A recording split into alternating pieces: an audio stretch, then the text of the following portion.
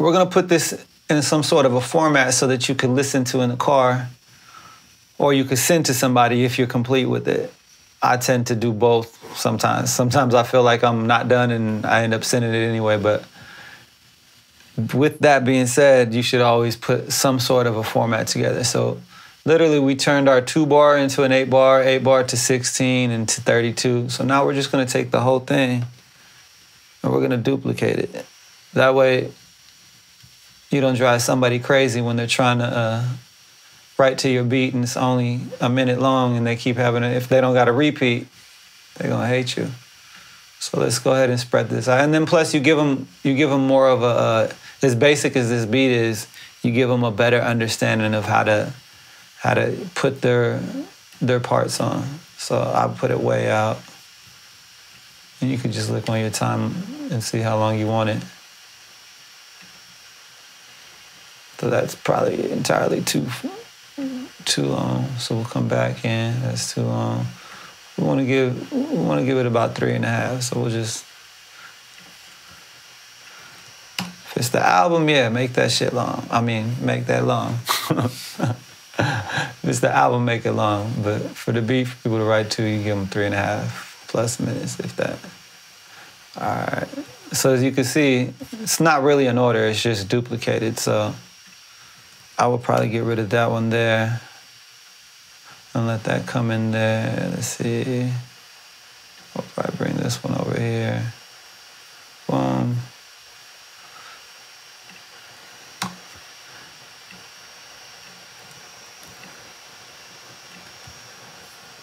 All right, so it looks like something now.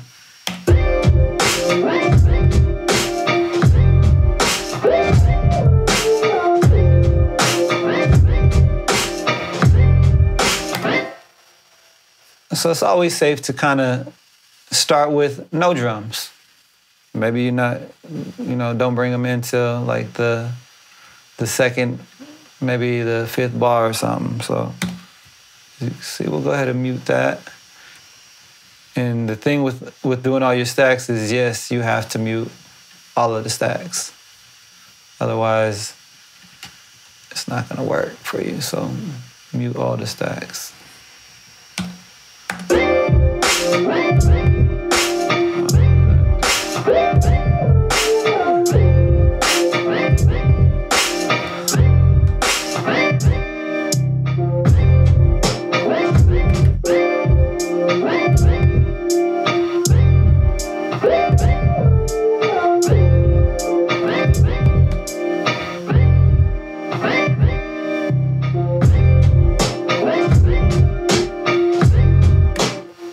That's probably too early. No, actually, let's bring it in that early. Why not? So let's bring that snare back in.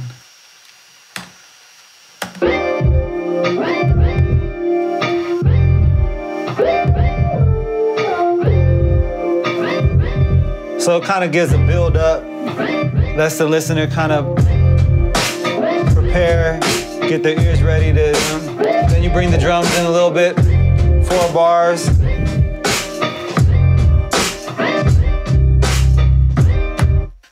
With beats, just like a DJ, when you take away the beat and you bring it back, everybody loves you.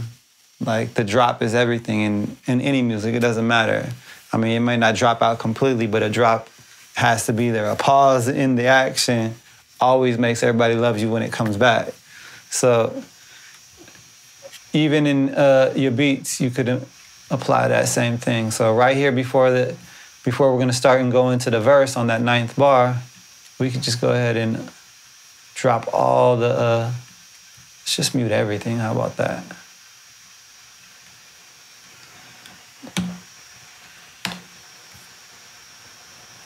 And so now when you get the build up,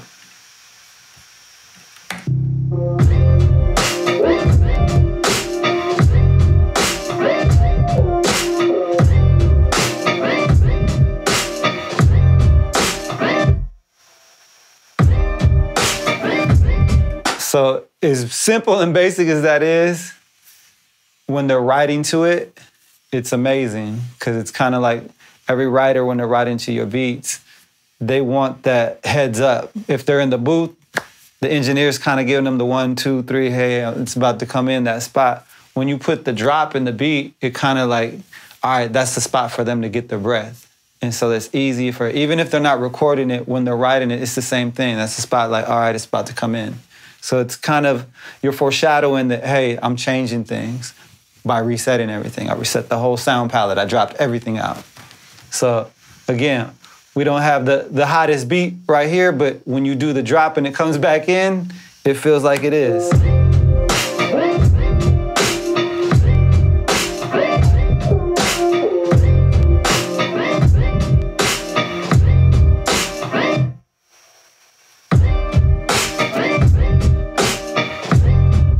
So that's how, that's a little trick you could do. Don't overdo it. I mean, some people do it on before every hook, before every verse. And if it fits, it fits. There's, like I said, there's no right or wrong way. Like if it sounds like it should, that's what it is, leave it. But you can get a little bit drop happy and start putting them on everything. I tend to do it sometimes.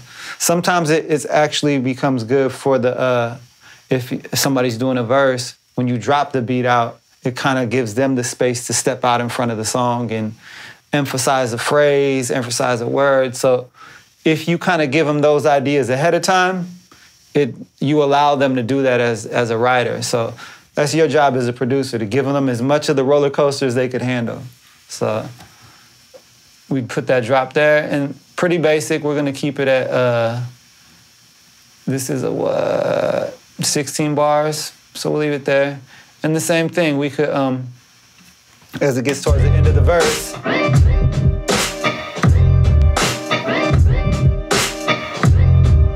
maybe we won't jump all of it out like we did on the other part, but maybe we'll just drop the drums out. So let's put these over here.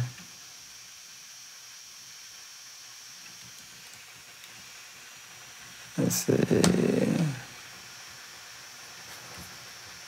So let's see how that sounds now.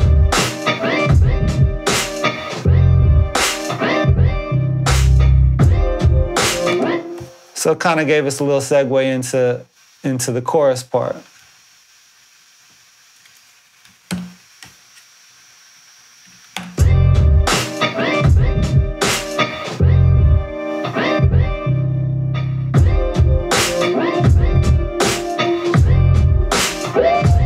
So that dropout kind of let them know as they're writing to the song that, hey, your verse should be in and up around here. Again, that's if we're writing to structure and whatnot. Sometimes people don't. They'll just write straight through the chorus.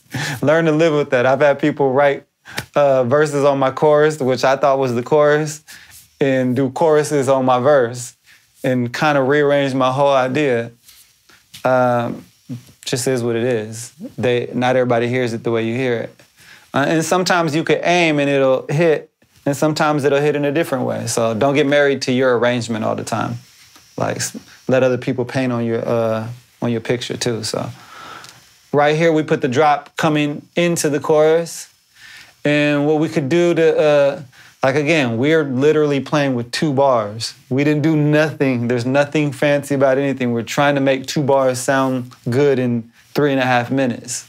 So there's all kinds of tricks and ways to do that. So as if we come out of the hook,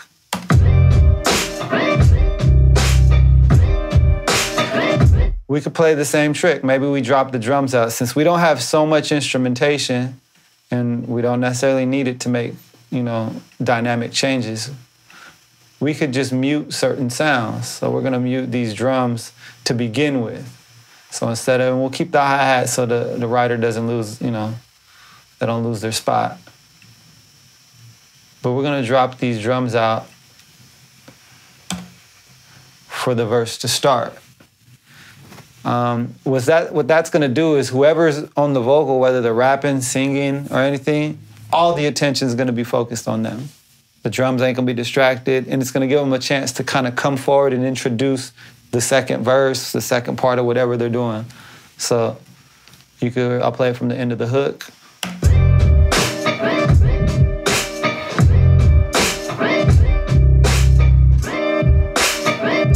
Let's see if the snare, we don't want that snare in there.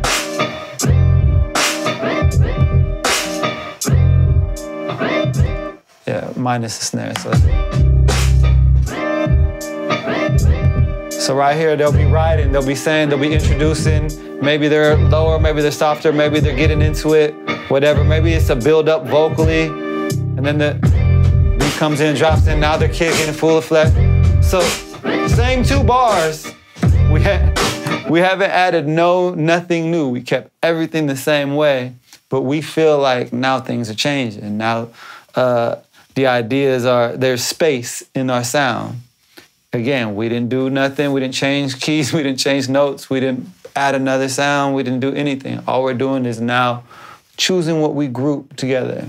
If we would have added more layers of snares and hi-hats and shakers and stuff like that, we get creative with that. I'm showing you the pretty much basics of just how to place things, mute sounds, and introduce and reintroduce your 2-bar loop. That's all we've done. So here we are, 1 minute and 55 seconds in, and we've managed to not keep. And you can see right on the screen, we've managed to only have all of this full 8 bars in very seldomly. We're mixing it up, so we're muting sounds. So that makes it not get as old. Again, this is only 2 bars.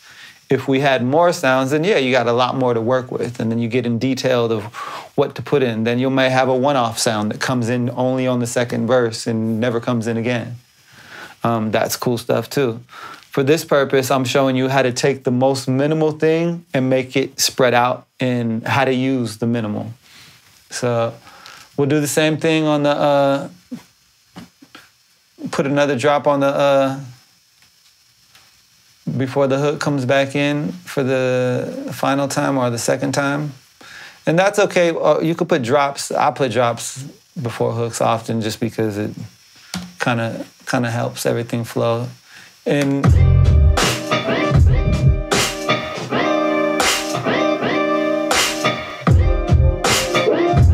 that down.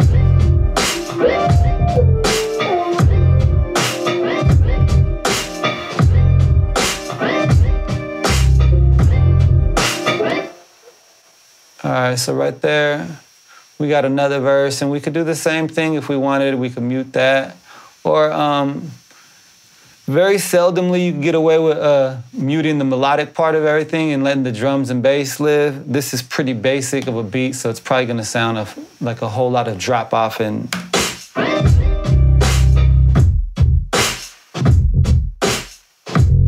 but nonetheless, it's a different. Maybe they switch up, come up with something to start their last verse.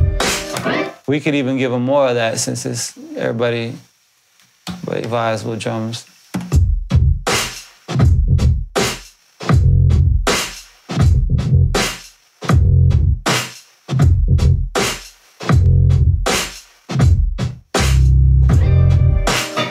So maybe that you give them an opportunity now to come in on that 3rd verse differently. And again, they could have the same style, everything, but the fact that you're changing the dynamics around them, it's kind of like you're adjusting the stage around them. So it's perceived differently. You put in drops. So it's as detailed as you want to get. You know, it could be really basic or it could be really intricate. You could go in and start panning stuff all over the place, but this will get you in the ballpark. Look, we only spent a few more minutes to do it.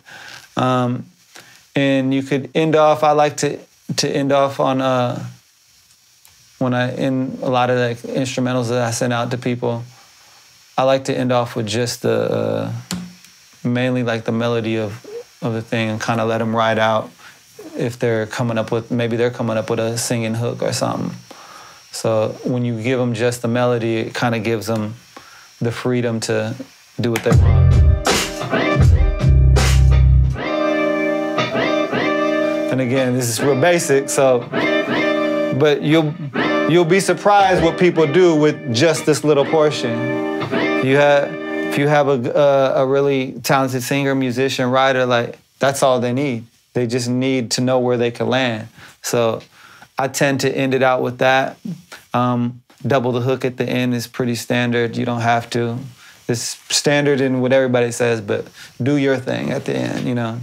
So I would take this, now it has a whole format. This is what I would call as format. It's not the final format, it's gonna adjust, but if I'm gonna send this out to somebody, I'm gonna send this out. I'll probably add a lot more to it, but as is, it has dynamics. They can write to it. They get when the hook comes in, when the hook comes out.